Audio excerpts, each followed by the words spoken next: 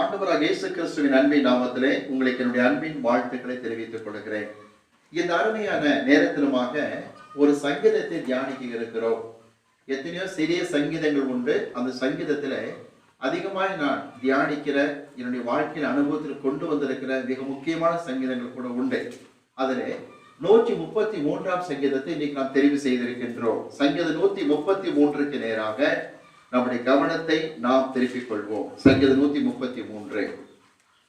இந்த 133ஆம் சங்கீதத்தை நாம் மாறி மாறி முதலாவது வாசித்து விடுவோம். நான் சொல்லுகிற வண்ணமாக நீங்கள் வாசிக்க என்னோட ஒத்துழைக்கும்படி கேட்டுக்கொள்கிறேன். யூதர்கள் வாசிக்கிற விதமாக மாறி மாறி வாசிக்க போகிறோம். Psalm 133, 133ஆம் சங்கீதம். முதலாம் வசனத்தை நான் வாசிப்பேன், 2, 3 நீங்கள் வாசிக்க வேண்டும். சங்கீதம் 133 முதல் வசனத்தை நான் வாசிப்பேன், 2, 3 வசனத்தை நீங்கள் வாசிக்க வேண்டும். ஆரம்பிப்போம். இதோ சகோதரர் ஒருமித்து வாசம் பண்ணுகிறது எத்தனை நன்மையும் எத்தனை இன்பமுமானது. அது ஆரோனுடைய சிரசின் மேல் ஊற்றப்பட்டு அவனுடைய தாடியிலே வடிகிறதும் அவனுடைய அங்கிகளின் மேல் இறங்குகிறதுமான நல்ல தைலத்துக்கும் எர்மோன் மேலும் சீயோன் பர்வதங்களின் மேலும் இறங்கும் பனிக்கும் ஒப்பாயிருக்கிறது.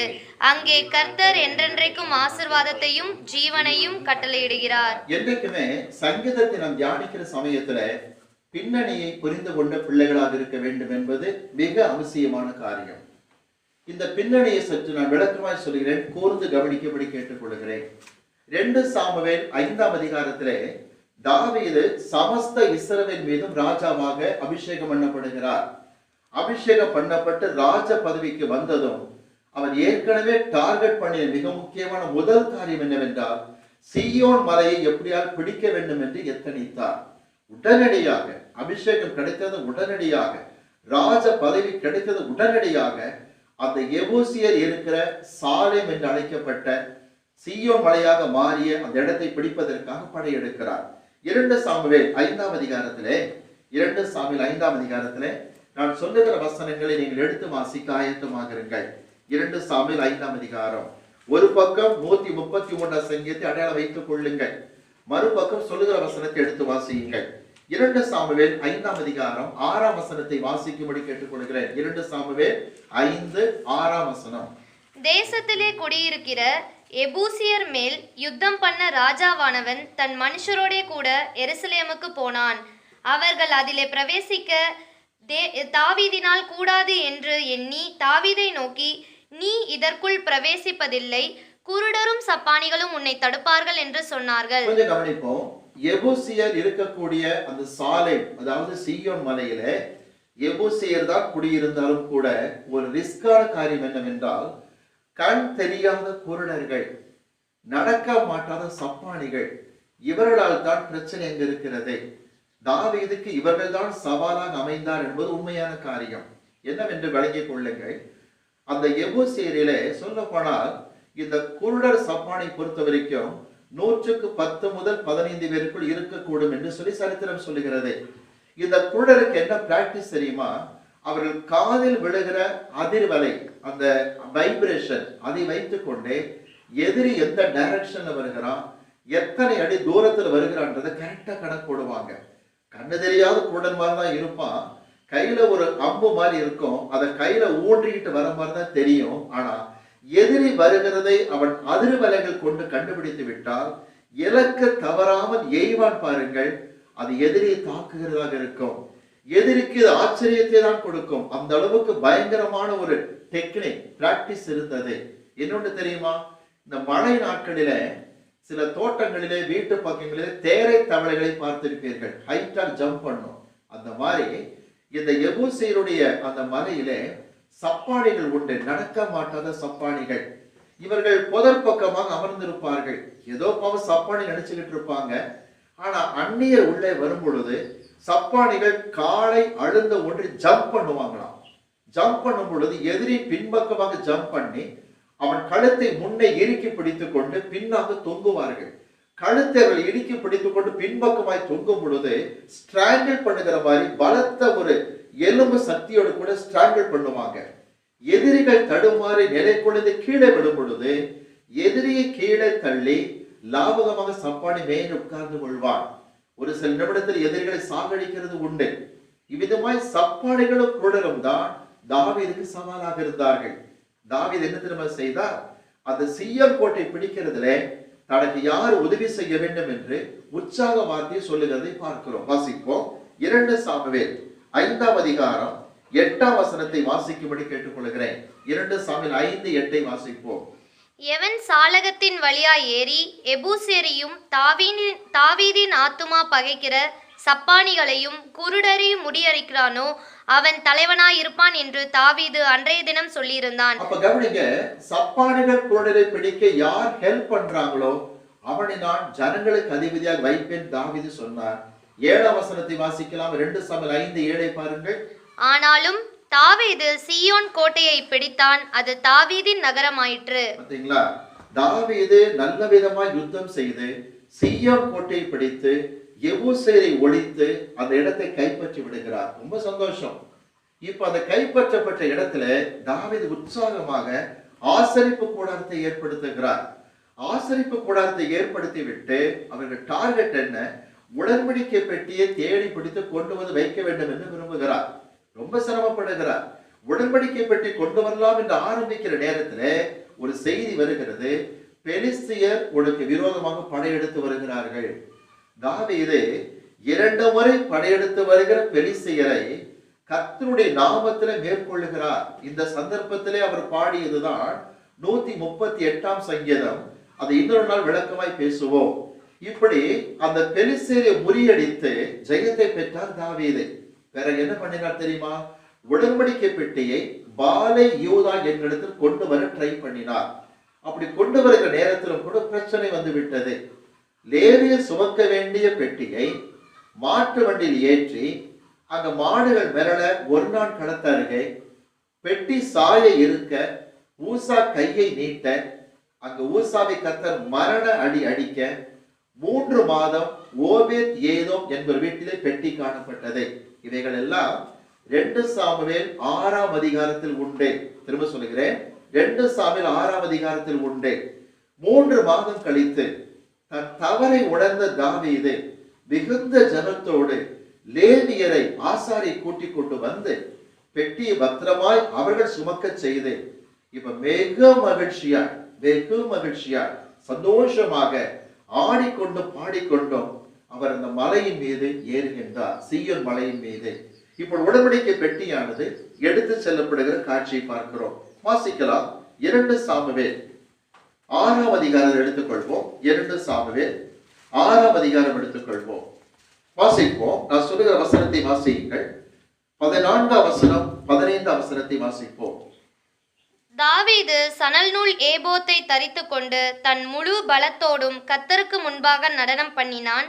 அப்படியே தாவீதும் இஸ்ரவேல் சந்ததியார் அனைவரும் கர்த்தருடைய பெட்டியை கெம்பீர சத்தத்தோடும் எக்கால தொனியோடும் கொண்டு வந்தார்கள். இப்படி எக்கால சத்தத்தோடு தொனியோடு ஆடிக்கொண்டு வரும் பொழுதுதான் சரித்திரம் ஒரு குறிப்பை சொல்லுகிறது. இதுதான் கவனிக்க வேண்டிய காரியம்.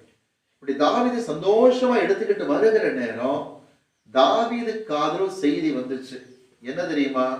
தாவீது வளர்ந்த கோத்திரம், பிறந்து வளர்ந்த கோத்திரம் யூதா கோத்திரம்.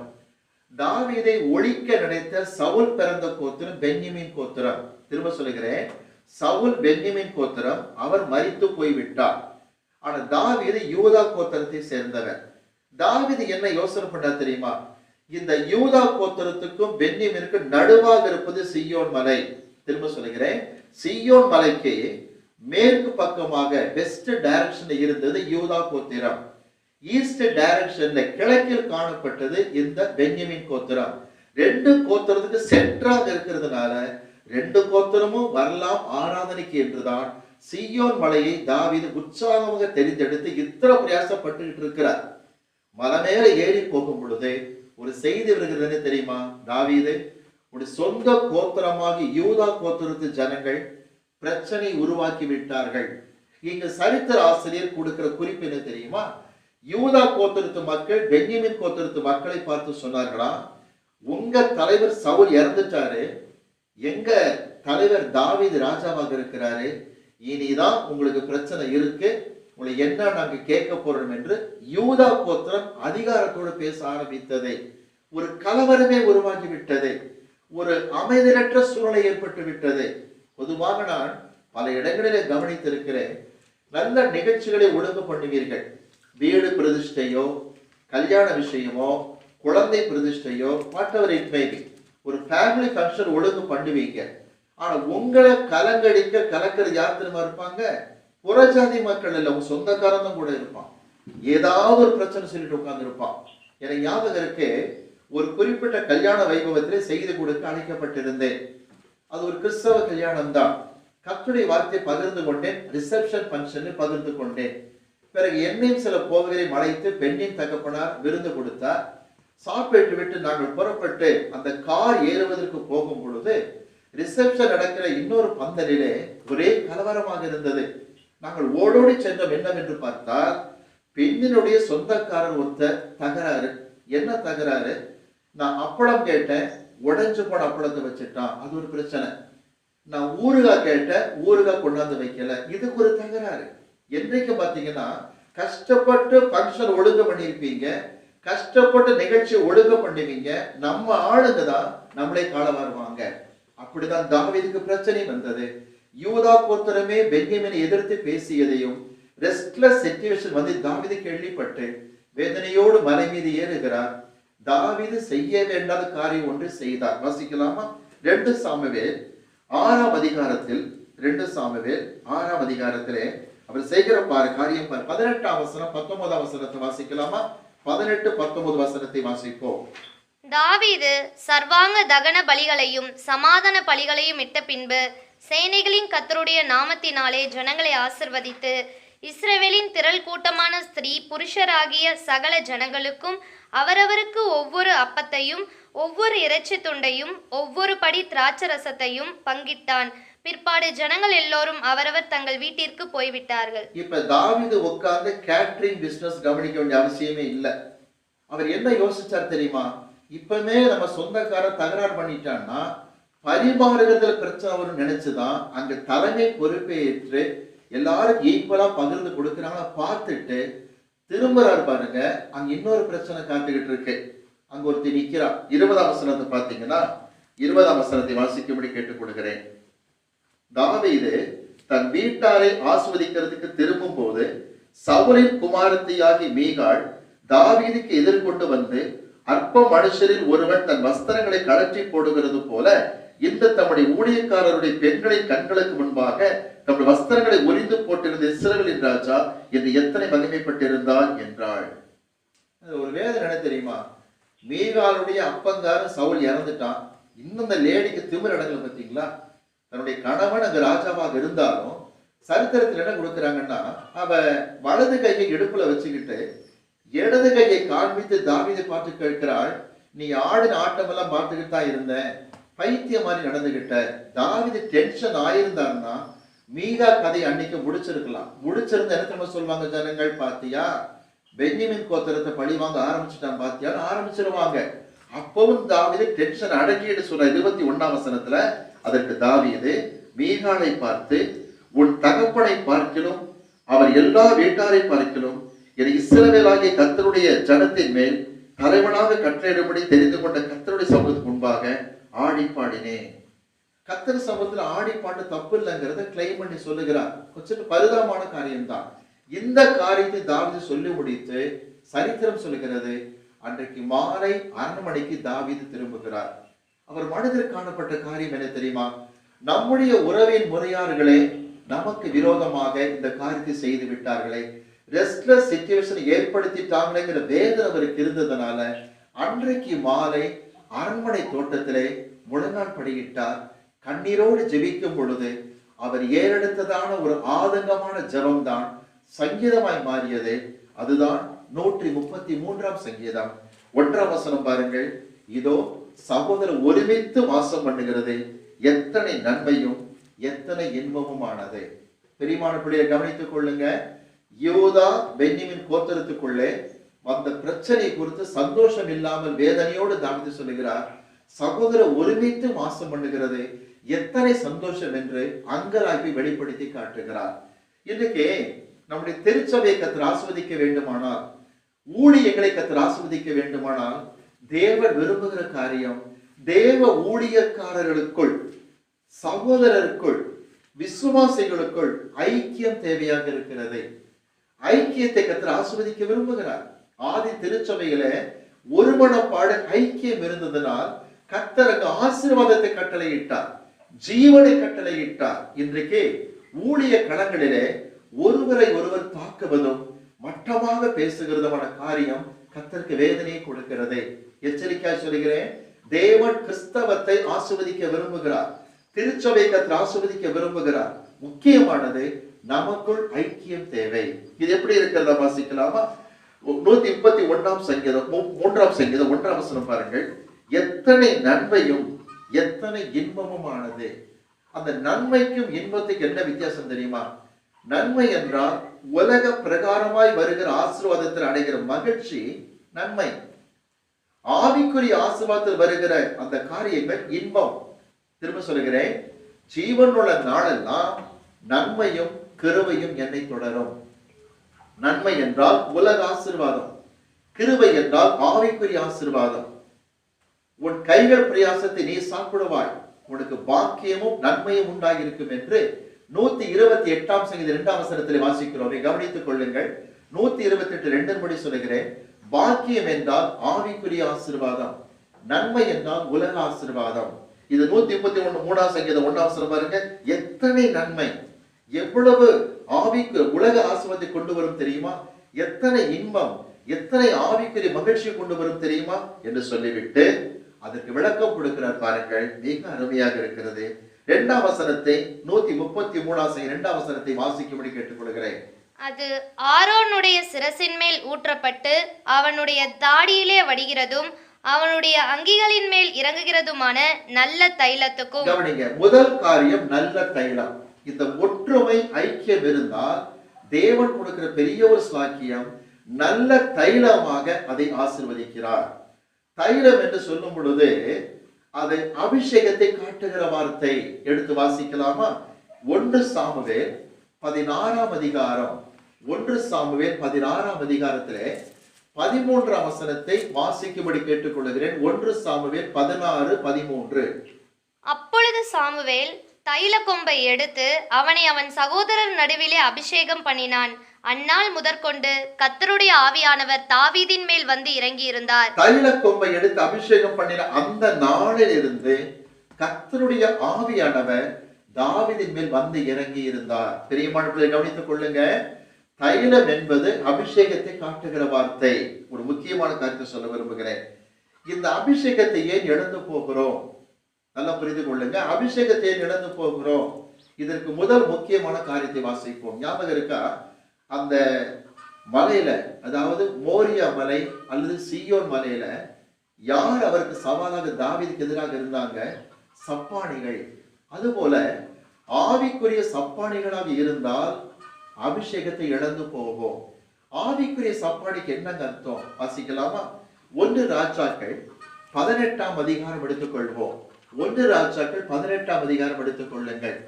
1 ராஜாக்கள் 18 21 வசனத்தை வாசிக்க கேட்போம். 1 ராஜாக்கள் 18 21 வாசியுங்கள். அப்பொழுது எலியா சகல ஜனத்தண்டைக்கும் வந்து, நீங்கள் எந்த மட்டும் 2 நினைவுகளால் குந்தி குந்தி நடப்பீர்கள்? கர்த்தர் தெய்வமானால் அவரை பின்பற்றுங்கள், பாகால் தெய்வமானால் அவனை பின்பற்றுங்கள் என்றார். சப்பானிகளுக்கு இருக்கிற குணம் என்ன? குந்தி குந்தி நடக்கிற காரியம். எலியா சொல்லுகிறார், ஆவிக்குரிய சப்பானிக்கு அர்த்தம் என்ன தெரியுமா? 2 நினைவுகளால் வாழ்க்கை நடத்துவது. ஒண்ணு கர்த்தர் தெய்வமான கர்த்தர் பின்பற்று, இல்ல பாகால் தெய்வம் பாகாலை பின்பற்று. இன்னைக்கு ஒருவேளை நீங்க பாகாலை வணங்குகிற பிள்ளைகளாக இல்லாத இருக்கலாம். ஆனால் லவோதிக்கேயா திருச்சபையிலே விக்கிரக ஆராதனை செய்யவில்லை. உலகத்தை குறித்து அந்த உலக எண்ணத்திலும் இருந்தார்கள், ஆவிக்குரிய காரியத்திலும் இருந்தார்கள். கிறிஸ்து பாதி, உலகம் பாதி. அதுவும் 2 நினைவுகளால் குந்தி குந்தி நடந்தால் அபிஷேகம் போய்விடும். ஒன்று உலக பிரகாரமாயிரு, இல்ல ஆவிக்குரிய பிள்ளையாக வாழ்க்கை நடத்து. நீ விக்கிரகாராதனை செய்கிறாய் என்று கர்த்தர் சொல்லவில்லை. 2 நினைவுகள் வேண்டாம் என்று சொல்லுகிறார். சிலரை கவனிச்சீங்கன்னா ஞாயிற்றுக்கிழமை சர்ச்சில் பர்ஃபெக்ட் கிறிஸ்டியனா இருப்பாங்க. அவங்க பாட்டு பாடுகிறது, வொர்ஷிப் நடத்துகிறது, வசனம் எடுத்து வாசிக்கிறது, அப்பா என்னங்கிறீங்க, பர்ஃபெக்ட் கிறிஸ்டியனா இருப்பாங்க. ஆனா திங்கட்கிழமையில இருந்து பார்த்தா வேற மாதிரி இருப்பாங்க. அவர் படிக்கிற காலேஜிலோ ஹையர் செகண்டரி படிக்கிற பள்ளிக்கூடங்களிலோ சாட்சி வேற மாதிரி தான் இருக்கும். ஆனா ஞாயிற்றுக்கிழமையானா பாஸ்டருக்கும் விசுவாசி முன்பதாக வேஷம் போடுவார்கள். இந்த இரண்டு நினைவுகளை குந்தி குந்தி நடக்கக்கூடாது. சில வீடுகள்ல யூஸ் பண்ற லேப்டாப் அல்லது செல்போன் இரு நினைவுகள்ல இருக்குமான ஆபத்து சொல்ல வருகிறேன்.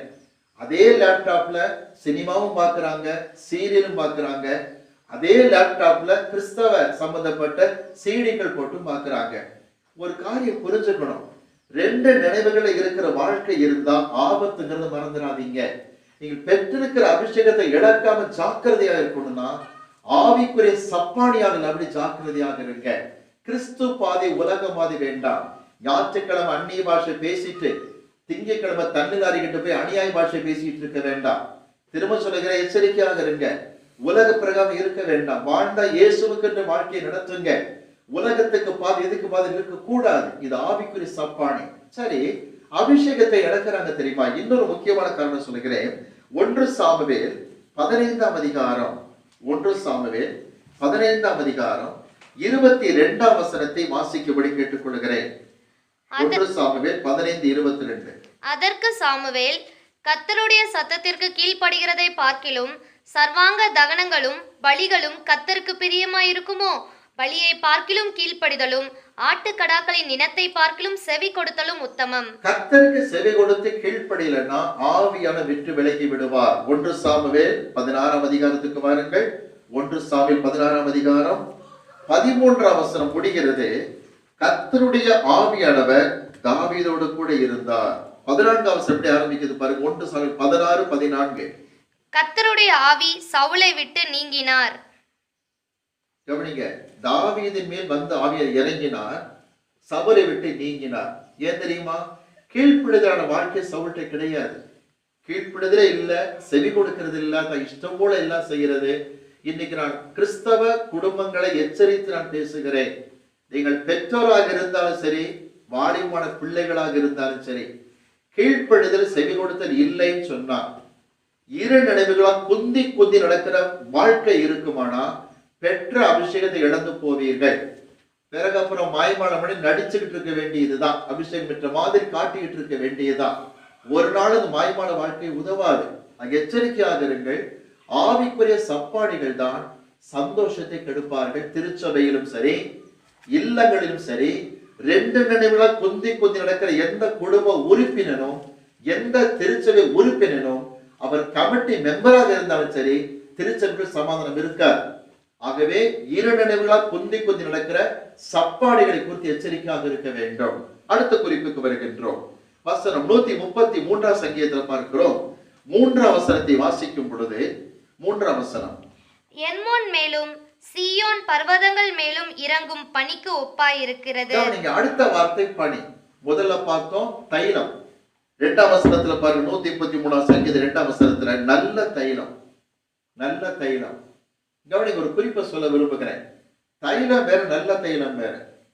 அது ஆரோன் சிரசில் ஊற்றப்பட்டு தாடியிலே வடிந்து அங்கில் இறங்கும் கொடுத்திருக்காங்க. பரிசுத்த அபிஷேகத்துடைய தூய்மை அதுதான்.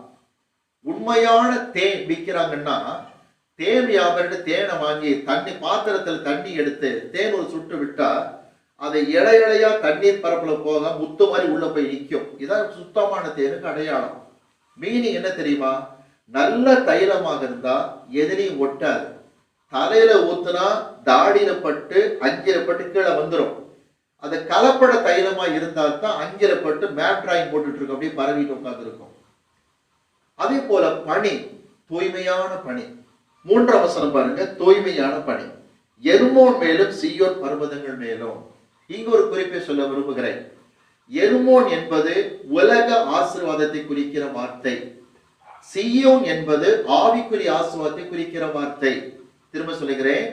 சத்துருவாகிய சாத்தான் இயேசு கிறிஸ்துவை உயர்ந்த மலையில் கொண்டு போனதா பைபிள்ல வாசிக்கிறோமே. அது வேற எந்த மலையும் அல்ல, எர்மோன் மலை. அங்கேதான் அவரை நிறுத்தி நிமிஷத்துல ஒரு காட்சியை காட்டுகிற உலக ராஜ்யங்களை என்னை பணிந்து கொண்டால் தருவேங்கிறான். சீயோன்கிறது ஆவிக்குரிய ஆசீர்வாதத்தின் காரியம். நல்லா கவனித்துக் கொள்ளுங்க. எர்மோன் மலையிலும் சீயோன் மலையிலும் ஒரு ஆசீர்வாதம் என்ன தெரியுமா? இன்றைய வரைக்கும் எர்மோன் சீயோன் மலை பலஸ்தீன தேசத்தில் எத்தனை பூமி எதிர்ச்சி ஏற்பட்டு மற்ற மலைகள் பாதிக்கப்பட்டாலும் எர்மோனும் சீயோனும் டில் டேட் இன்றைய வரைக்கும் பாதிக்கப்படவில்லை. அது குறிப்பாக சீயோன் மலை ரொம்ப உயரமான மலையும் கிடையாது. எப்படிங்க அது பாதிக்கப்படாம இருக்குன்னு கேட்டா, சரித்திரத்திலே மிக தெளிவான குறிப்பு உண்டு. அகழ்வாராய்ச்சியிலே சொல்லி இருக்கிறார்கள், சீயோன் மலையினுடைய வேர் பகுதி வெகு தூரம் கீழே பூமியில் இறங்கி இருக்கிறதா, அது அசையவே அசையாது. அப்ப இந்த பனி என்பது எதை காட்டுகிறது? தைலம் என்பது அபிஷேகம் பார்த்தோம். பனி என்பது எதை காட்டுகிற வார்த்தை? வாசிக்கலாமா? உபாகமத்தின் புஸ்தகம் 32ஆம் அதிகாரத்துக்கு வாருங்கள். உபாகமத்தின் புஸ்தகம் 32ஆம் அதிகாரம் எடுத்துக்கொள்வோம். உபாகம் 32 எடுத்தாச்சுங்களா? 2ஆம் வசனத்தை வாசிக்கலாமா? 2ஆம் வசனம். மழையானது இளம் பயிரின் மேல் பொழிவது போல என் உபதேசம் பொழியும், பனித்துளிகள் புல்லின் மேல் இறங்குவது போல என் வசனம் இறங்கும். கர்த்தருடைய வார்த்தை பனிக்கொப்பாக இருக்கிறது. பனி எப்படி மண் துகள்களை எல்லாம் உடைத்து மிருதுவாக்குமோ நிலத்தில், விவசாயிகளுக்கு நல்லா தெரியுது. ஆக பனி எப்படி இறங்கும் போது மண் கட்டிகளை உடைக்குமோ மிருதுவாக்கும், அப்படித்தான் கர்த்தருடைய வார்த்தை சம்மட்டியை போல இருந்து கற்பாரியான உள்ளத்தை உடைக்கிறதாக காணப்படும். கர்த்தருடைய வார்த்தை பனிக்கொப்பாக இருக்கிறது. உங்களுக்கு ஞாபகம் இருக்குங்களா? சீயோன் மலையில முதல் எதிரி சப்பானிகள், 2 குருடர்கள்னு பார்த்தோம். இன்றைக்கு கூட பாருங்க, வசனத்தின் ஆசீர்வாதம் தெரியாதபடிக்கு சிலர் ஆவிக்குரிய குருடராய் காணப்படுகிறார்கள் சொல்ல வருகிறேன். 2 கொரிந்தியர் 4ஆம் அதிகாரம் எடுத்துக் கொள்ளலாமா? 2 கொரிந்தியர் 4ஆம் அதிகாரம் எடுத்துக் கொள்ளுங்கள். அங்கு இதை இணைக்கிற வார்த்தை பார்க்கிறீர்கள். 2 கொரிந்தியர் 4ஆம் அதிகாரம் 4ஆம் வசனத்தை வாசிக்கும்படி கேட்டுக்கொள்கிறேன். 2 கொரிந்தியர் 4:4 வாசிப்போம்.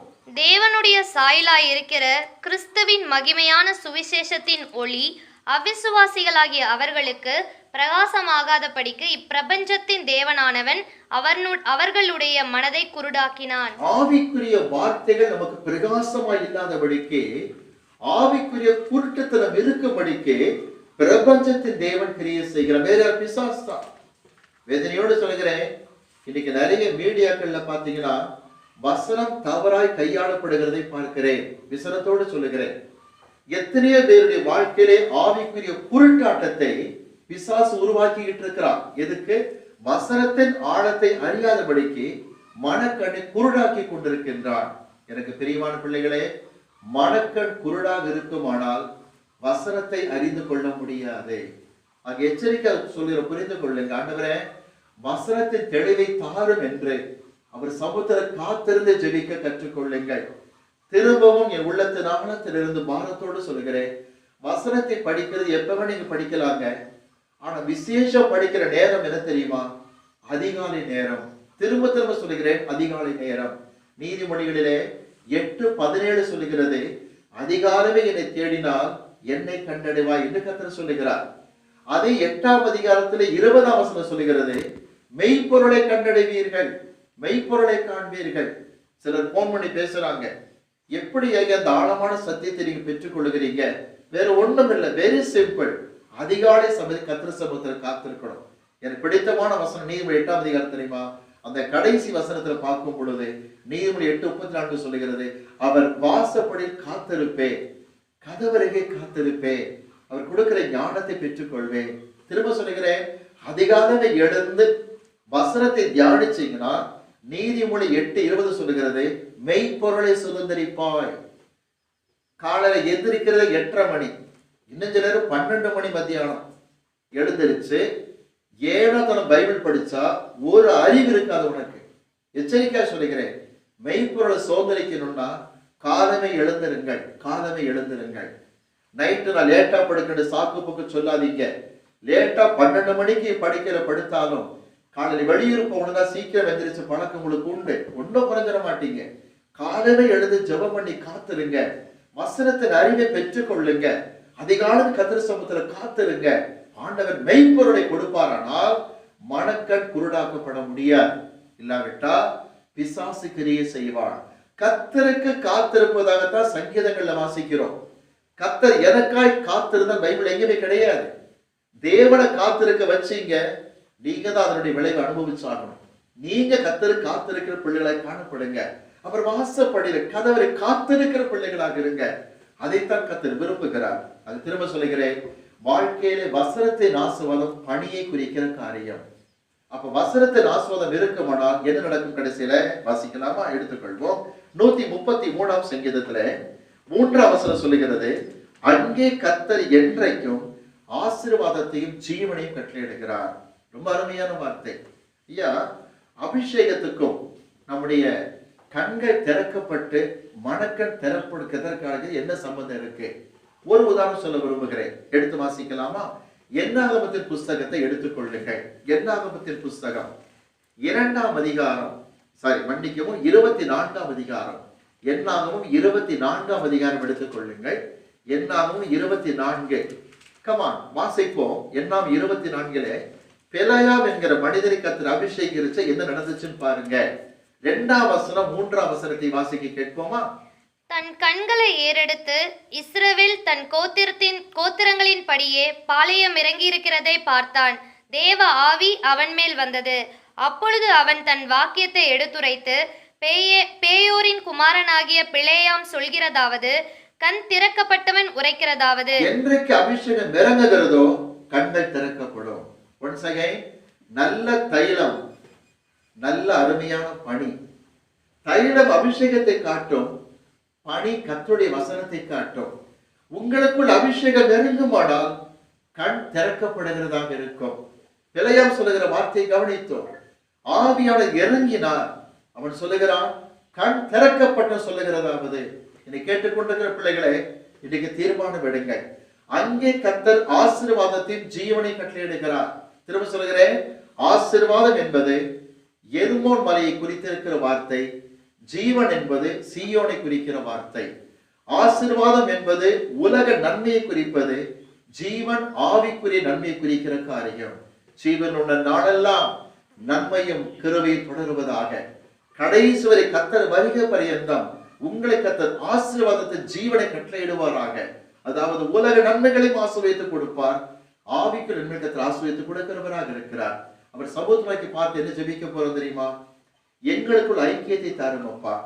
சகோதரர் ஒருமித்து வாசம் பண்ணினால் அதுதான் நல்ல அபிஷேகம், அதுதான் நல்ல பணியாக இருக்கும் என்று பார்த்தோம்.